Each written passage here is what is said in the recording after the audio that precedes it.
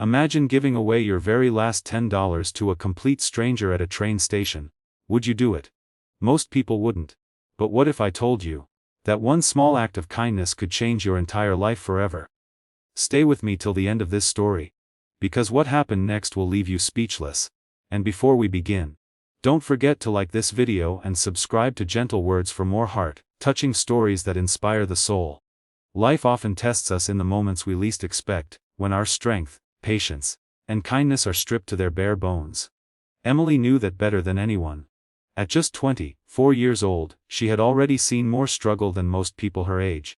Her father had passed away when she was only 17, leaving her and her mother in debt. Since then, she had been the one holding the family together, working part-time jobs, cutting her college classes short, and making sacrifices no young woman should have to make. Now, standing in the dimly lit train station on a rainy evening, her wallet held only a crumpled $10 bill, the last piece of money she had to her name until payday, which was still 4 days away. Her shoes were worn, her coat patched at the elbows, and her heart heavy with the weight of survival. But little did she know, this night, and that very last $10 bill, would change the course of her life forever. The rain beat down against the cracked roof of the station, echoing against the iron beams like an unrelenting drum. Emily pulled her coat tighter around her and glanced at the flickering clock on the wall. The train was delayed again. She sighed, shifting the grocery bag in her hand. It carried a single loaf of bread, a small carton of milk and some apples. That was all she could afford, and it would have to stretch for her and her mother until she figured out a way to scrape by. That's when she noticed him. A man, tall but hunched slightly as though weighed down by exhaustion, stood near the ticket counter. His clothes were wrinkled, his shoes scuffed with mud, and his face hidden beneath the brim of a worn-out hat. He looked lost, like he didn't belong there. His hands trembled slightly as he reached into his pockets, fumbling for something. Emily watched as he approached the clerk, his voice low but filled with desperation. "Please, just one ticket. I need to get home. I'll pay you back, I swear." The clerk, a stern-looking woman with sharp glasses perched on her nose. "Sir, no money, no ticket. That's the rule." The man's shoulders slumped. For a moment, Emily saw something flicker in his eyes. Not just hopelessness, but a kind of quiet devastation, the kind she knew all too well. She bit her lip, her fingers brushing against the crumpled $10 bill in her coat pocket. It was all she had. Giving it away meant skipping dinner, maybe even skipping breakfast tomorrow. It meant more hunger, more exhaustion. But there was something in the stranger's voice, something that pierced through the fog of her own pain. She took a step forward. "Wet," she called softly, pulling the bill from her pocket. Her hands trembled as she held it out. "Here. Take this. Buy your ticket." The man turned to her, startled. His eyes, deep, blue-gray and tired, locked onto hers. For a second, silence filled the air between them, heavy but electric. Then he shook his head slowly. "Miss, I can't take that. You need it more than I do." Emily forced a smile, though her stomach twisted with worry. "Maybe. But right now, you need it too. Please. Just take it." The clerk sighed impatiently, rolling her eyes, but the man hesitated only a moment longer before reaching out with trembling hands. His fingers brushed hers as he accepted the bill, and his voice cracked as he whispered, thank you, more than you'll ever know." Emily only nodded, brushing it off. "Don't worry about it. Just get home safe." He bought the ticket, glancing back at her one last time before disappearing into the crowd boarding the train. Emily stood there, clutching her grocery bag, her stomach growling from hunger, her heart aching with uncertainty. She didn't know why she had done it. Maybe because she knew too well what it felt like to be desperate. Maybe because kindness was all she had left to give. That night, she returned home, damp from the rain, tired from the weight of sacrifice. Her mother smiled weakly from the worn sofa, her health frail but her eyes warm with love. Emily served her the bread and milk, pretending she wasn't hungry. Pretending everything was fine. She went to bed with her stomach empty, never imagining that her small act of generosity had planted a seed that would bloom in ways she couldn't yet fathom. Days passed. Emily returned to her job at the small diner near the station, wiping tables, serving coffee, and enduring the impatient sighs of rude customers.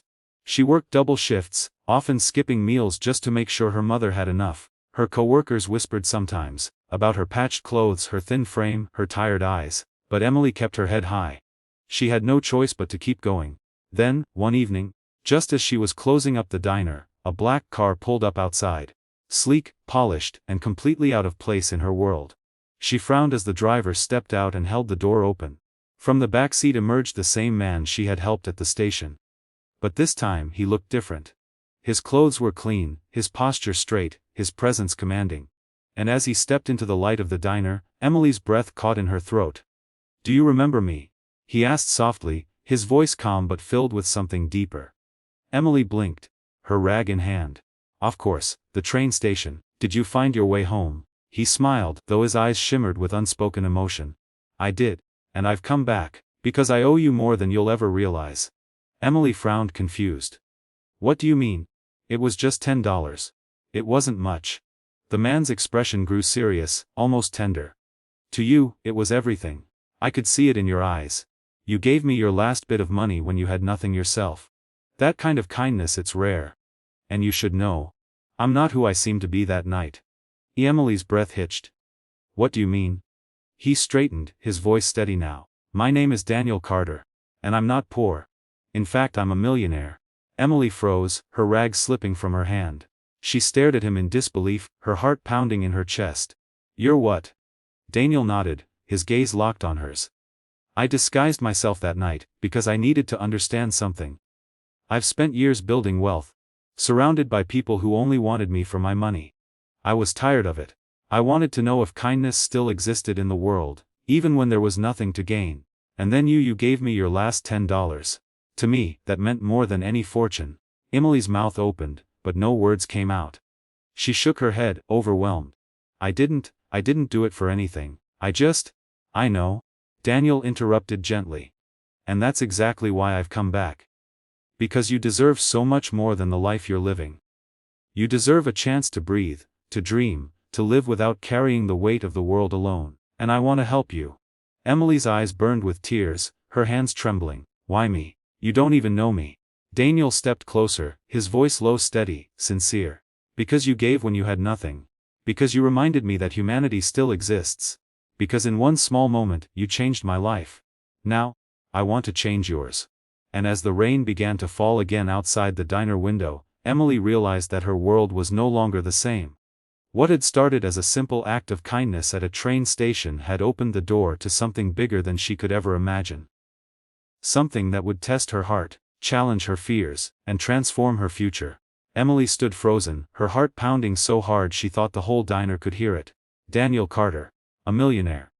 She couldn't believe the man she had seen shivering at the train station, desperate for a ticket, was now standing in front of her, dressed like he had stepped out of a world she didn't belong to. The soft hum of the diner's neon sign flickered against his sharp suit, a surreal contrast to the memory of his rain-soaked clothes that night.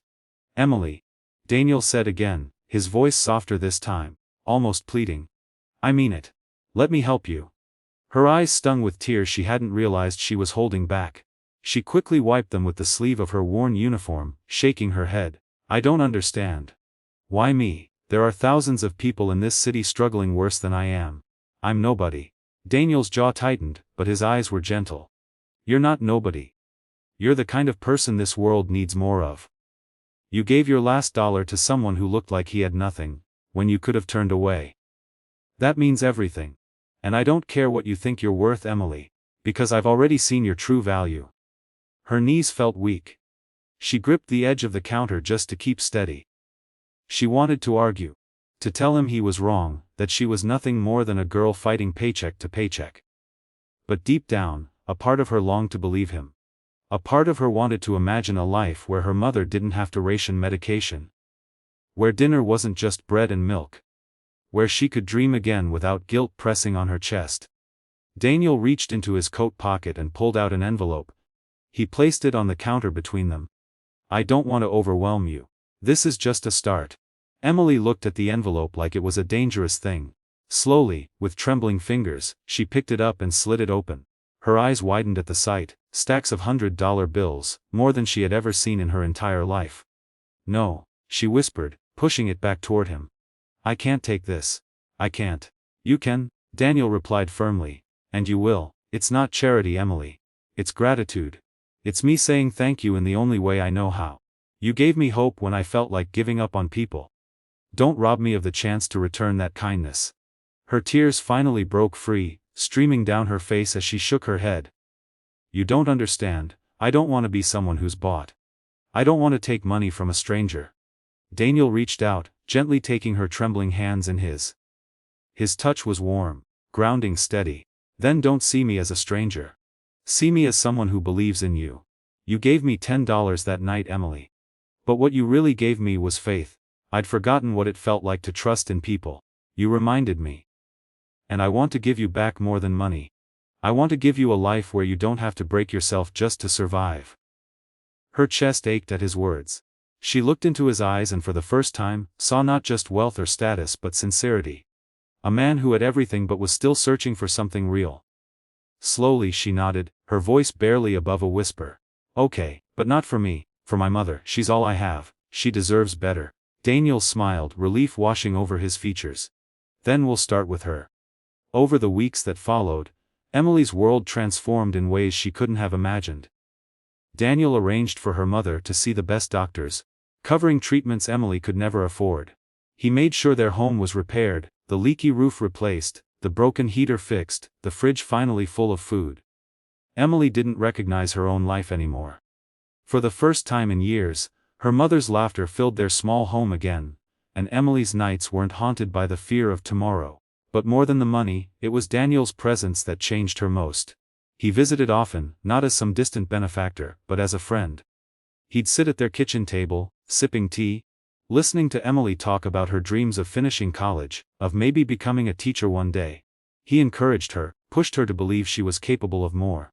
And slowly, something unspoken bloomed between them. Emily felt it in the way her chest fluttered when he smiled, in the way his gaze lingered on her, when he thought she wasn't looking. But she kept her feelings locked away, afraid. After all, he was a millionaire and she was just a girl who once had only $10 in her pocket.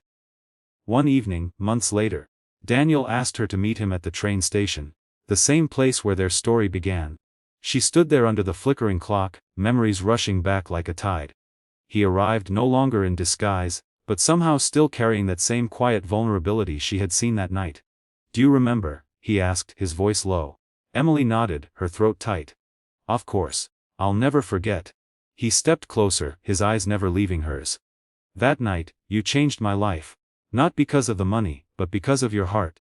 Emily, you gave me something I couldn't buy with all the wealth in the world. You gave me hope, and I don't just want to repay you anymore. I want to share my life with you." Her breath caught, tears welling as his words sank in. "Daniel, I'm not like you. I don't belong in your world." Daniel shook his head, his hands gently cupping hers. "You're wrong. You're the only one who belongs in my world. Because without you, it's empty. Without you, it's meaningless." The station seemed to fade around them, the hum of trains and chatter of strangers dimming until it was just the two of them. Emily's tears spilled freely now, but they weren't tears of sorrow. They were tears of something she hadn't felt in so long. "Hope. I don't know if I can give you everything you deserve," she whispered. "You already have." Daniel replied softly. "You gave me your last $10 when you had nothing. You gave me your heart when I thought people had none left. That's more than I could ever ask for." And in that moment, as the train roared past them and the rain began to fall again, Emily realized she wasn't just the girl who had once given away her last $10. She was the woman who had found love, hope, and a future she never thought possible. Daniel pulled her into his arms, and she let herself believe, for the first time, that she deserved happiness too. And dear listener, if this story touched your heart, remember this: even the smallest act of kindness can change the course of a life. Sometimes, what you give away comes back to you in ways more beautiful than you can imagine. Don't forget to like this video and subscribe to Gentle Words for more stories that remind us kindness is never wasted.